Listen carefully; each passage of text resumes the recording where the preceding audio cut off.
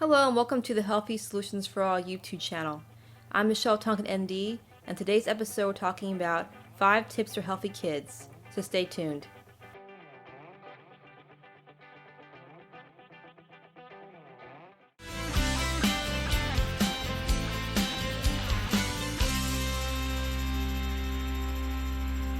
Well, thank you so much for joining me here again this episode on the Healthy Solutions for All YouTube channel, talking about 5 tips for healthy kids. So we all love our nieces, our nephews, our grandkids, our kids. I'm an aunt. I love my nieces and nephews. And just love to share with you guys some tips and things I've learned from my own personal research and studies about things that can help kids to develop and live healthy lives and become healthy adults. So the first tip we're going to talk about is diet, and this is a big thing for people because kids tend to be picky eaters. So how can we resolve some of these issues? Well, the first thing is that kids need a very similar diet to us adults. They're growing, they're maturing, they're developing, and so their diet needs to be a very well-rounded diet. They need to have a diet that is good in a whole foods based diet, which is your lean meats, your nuts, beans, grains, fruits, vegetables, good fats like avocado, flaxseed oil, primrose oil, fish oils even, butter, and dairy. And for the most part, this is going to be a very well-rounded diet for kids. So they want to be basically eating what we're eating, but in smaller portions. So a very small portion for a child. Children also require different types of calorie requirements than we do as adults. So for example, a child who is maybe about 1 year old might consume about 900 calories a day, and then you have teenagers who consume up to 2200 calories a day depending on activity levels and gender. Also, children require higher amounts of fats than adults do. So we as adults usually need about 5 to 6% of our calories from fat, and children can range from about upwards of 25 to 35% depending on their age. Normally about ages 4 to 8, they need about 25 to 35% of their calories from fat, and ages 2 to 3 need about 35% of their calories from fat. So their fat needs are higher because they are growing and developing. So again, the best diet for kids is going to be one that the whole family can enjoy, one that you can sit down at the dinner table together and enjoy, and it's going to be a whole foods-based diet. Be careful with those processed foods and sugars, of course. You want to make sure that you're not having too many treats for them available. You want these things that aren't the best for them to be considered a treat and not really a part of their daily diet, more like a treat they can have here and there. You want to encourage good, healthy eating, and one of the best ways you can do that, of course, is being an example yourself. So, minimize the treats, have them, of course, be more of a special occasion, and teach them to like the good whole foods, the tasty things that we find around.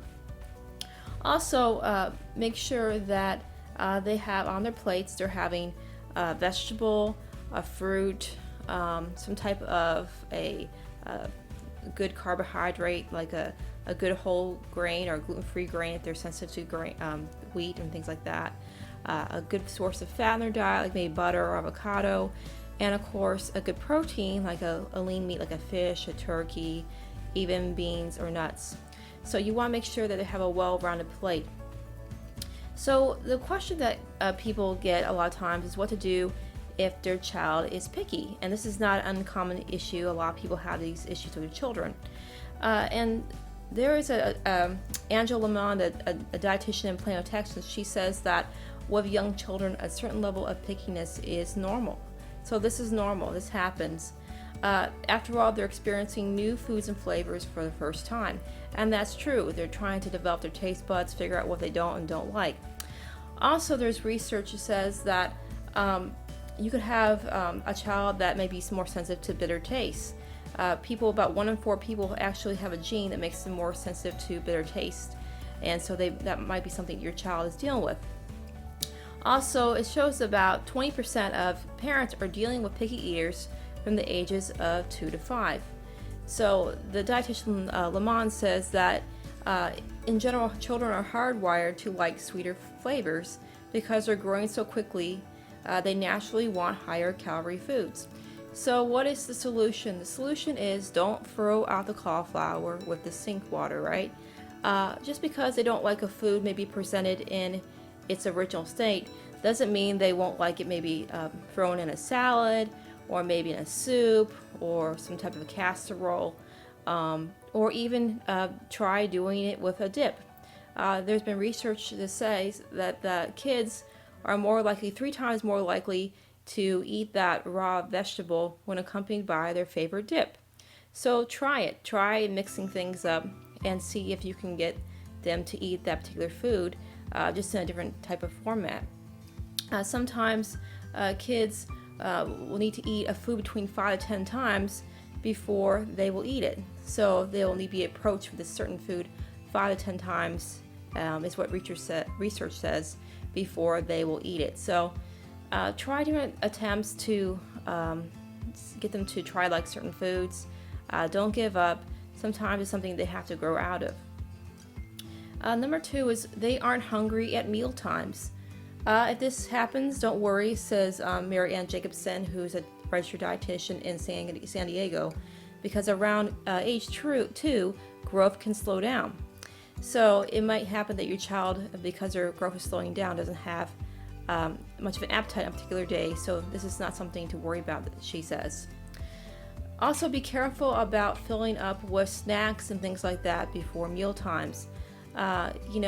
If a child is eating a snack too close to a mealtime, they naturally aren't going to be hungry for dinner or lunch or even breakfast. So you want to make sure that you're spacing those snacks a little bit, not too close to mealtime, so they'll actually be hungry for the meal. Or maybe if they're having a snack, maybe make it a more lighter snack, maybe not so heavy, just something very simple like an apple or maybe just a few chips, not a whole bunch, just so that they will be hungry for your mealtime.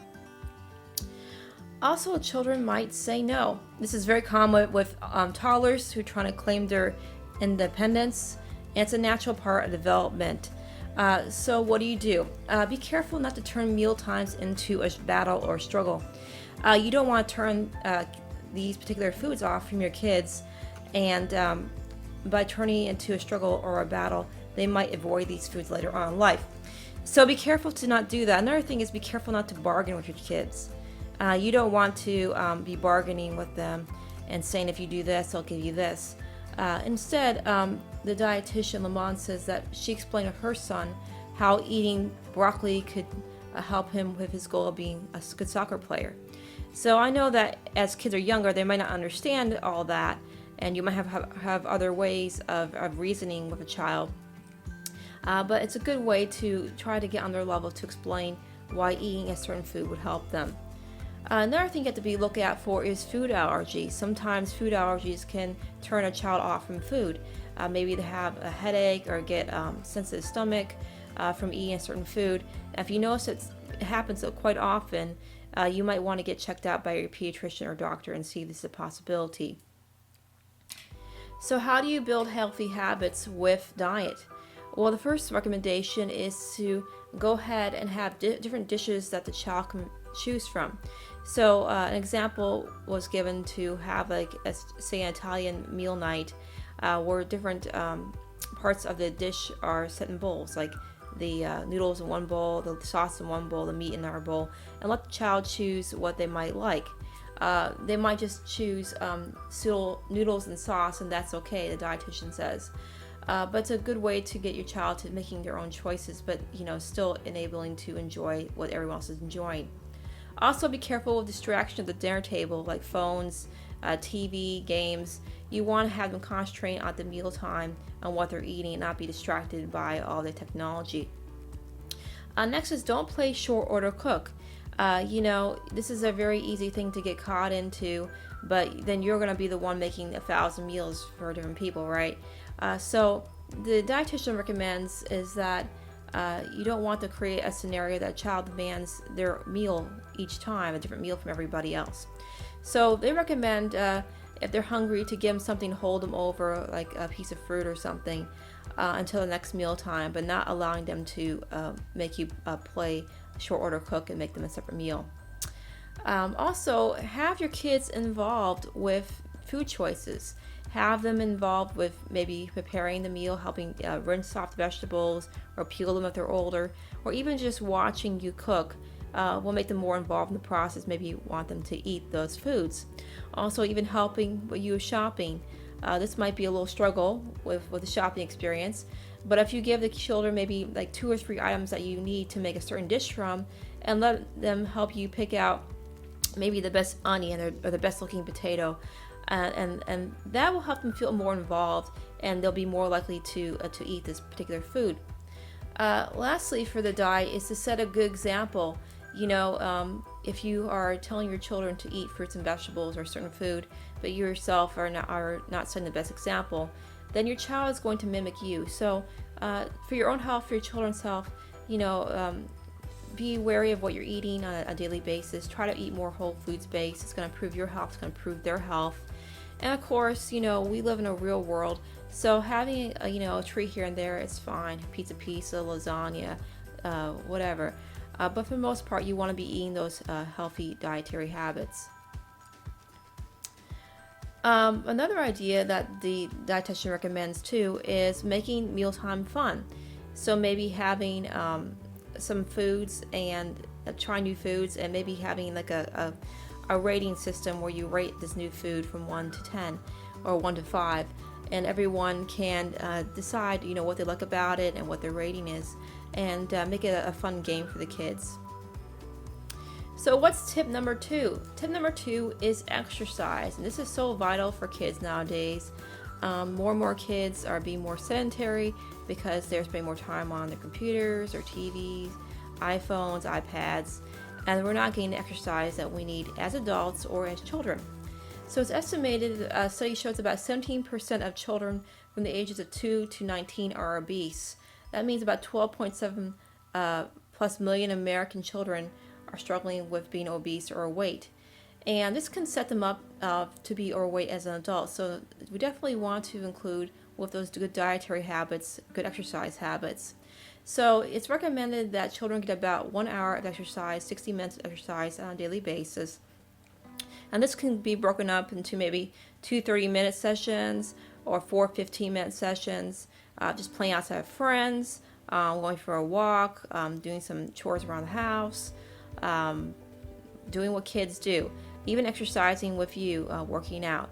And it's also recommended if your child's not used to working out or any type of activity, that you build them up slowly, just as you would, maybe 5-10 minutes, and increasing the amount of time. Tip number 3 is immune support. Just as adults need immune support, kids need immune support too. So what's some great immune support for kids? First one is going to be a good food-based multi. Food-based multis are basically multivitamins that come from food. So like a good brand would be like a Garden of Life brand, would be one of the good brands I recommend. These are going to be basically your vitamins and minerals coming from food sources, so that makes it non-toxic for kids, and a lot of times they like the flavors that come in as well. Next, you want to look into Bovine Colostrum. Colostrum is that pre-milk fluid that's developed 72 hours after the mom calf gives birth to the baby cow. And that colostrum is very similar to the kind of colostrum that mothers make, that we mothers make. I'm not a mother yet, but that mothers make for children. And basically the colostrum has all the life-giving properties that the newborn needs. So it has the vitamins, minerals, amino acids. It's got a human growth hormone, which helps to repair muscle and nerve and bone tissue, and is also great for gut health. And also immunoglobulins support the immune system. So it's a great addition to add to a children's diet, whether you put that in their milk, maybe a smoothie, maybe in yogurt. It's going to help boost their immune system and keep them healthy.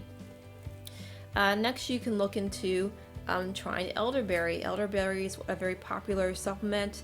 It's come from a plant named Sambucus. It kind of has like a dark purple color. It's very pleasant tasting, and is a lot found in supplements, jams, jellies. You could even use it in your Sunday pot roast. It's good for against colds and flus, great for constipation because all the fiber has in it. It's great as an antioxidant, good for immunity, it's a natural detoxifier, it's good against anti-inflammatory, so it's a natural anti-inflammatory, protects the eyesight, protects bones and strengthens them, cleanses and protects the liver, improves respiratory health, and also is good for skin. The only thing about elderberry is that if you have a known citrus family allergy, citrus food allergy, it's something that you probably should stay away from. But for most children, they do just fine, and it's a great booster for their immune system. Next is going to be enzymes. Enzymes actually help to digest food, and they're one of the part of the process, biochemical processes that actually help to ripen food. Enzymes are naturally present in the food that we eat, but because of farming practices, and we've gone over this a few times, we don't have the same amount of enzymes, probiotics, minerals, vitamins that were once present in our soil even 50 years ago.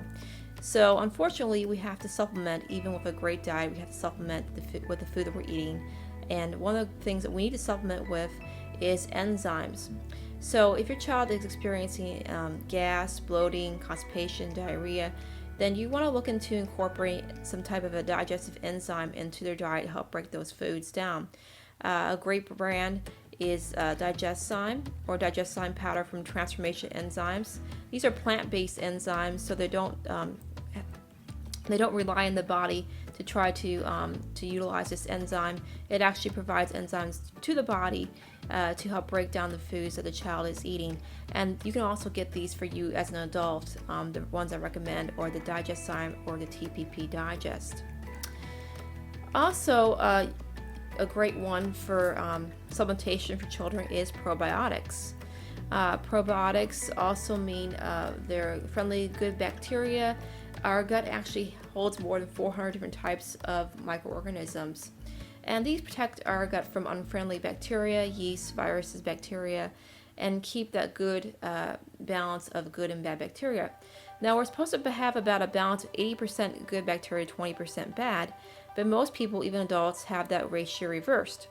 So we want to make sure that we're incorporating in the child's diet some good bacteria that keep that gut healthy, and especially if they've been on antibiotics, if they have recurrent colds, flus, immune issues, digestive issues, food intolerances, then that usually is an indicator that they need some support in the gut. And one of the good things to do besides digestive enzymes is probiotics. So there's a lot of great brands out there, a lot of different types of probiotics. I'll just throw up a couple brands here. The CP Custom Probiotics has some for children that's good. Garden of Life has some great ones. So you just go ahead and check it out. You want to make sure at least that the probiotic you're giving children has at least the lactobacillus in there, and bifidus, as those are the two most common microorganisms found in the human intestinal tract. Tip number 4 is sleep. Sleep is so vital for us as well as our children. Babies, of course, sleep most of the day, and then as a child grows, their need for sleep lessens. By the time they get to about age 7 to 12, children need about 10 to 12 hours. Usually they average about 9. Of course, newborns, of course, sleep most of the day, and they can, ages between 1 and 3 usually require about 12 to 14 hours of sleep on a daily basis. So how do we encourage good sleeping patterns in children? First one is we want to make sure they have a good bedtime routine. You want to make sure that children have a consistent bedtime routine, so they're used to doing a certain routine, and so they fall into that pattern and then going to sleep. Whether it's brushing their teeth, reading a bedtime story, whatever it is that you do to get them set and ready for bed. Next, you want to make sure that your child's room is relaxing. So one of the things you want to do is make sure that if you correct your child, you want to make sure that you don't make your child's room a place of punishment, sending your child to their room for punishment. That's just going to enforce them that their room is not something they want to be in. So instead of having that as an area for like a timeout, maybe put that area somewhere else in the house and reserve their room as a time of peace and a place they can play in and relax. Also, be careful not to give your kids something too stimulating before bedtime, whether that's sugar, or maybe doing some type of activity that's going to overstimulate them. It's just going to make them hyper, and of course, we have a hard time falling asleep. Next one is going to be self-soothing. So this is going to be a hard one for kids, but you want to make sure that maybe as you're going through your routine for bedtime and preparing them for sleep. And one of the things you can do is before they fall asleep, maybe when they're sleepy, put them to bed, but don't let them be dependent on you to fall asleep. So don't be in the room when they're asleep, because they'll be dependent on you to fall asleep. So they recommend that you go ahead and put the child to bed when they're sleepy, and then before they fall asleep, leave the room. Also, if they have a hard time falling asleep, a recommendation by Psychology Today is going ahead and putting our clothing on a favorite stuffed animal, like a teddy bear, so that has your scent on it, and so when they smell that teddy bear, it reminds them of you, and it comforts them and helps them sleep. And over time, they begin to associate that teddy bear with you, and they can fall asleep more easily. So tip number 5, and the last tip, is love. This is a given, should actually be number 1 on our list, but this is something that is so important in a child's life. You can do everything right, for them, but the most important piece of the puzzle, of course, is unconditional love. With love, children thrive in this world and have a sense of peace and security where there is little peace and security in this world.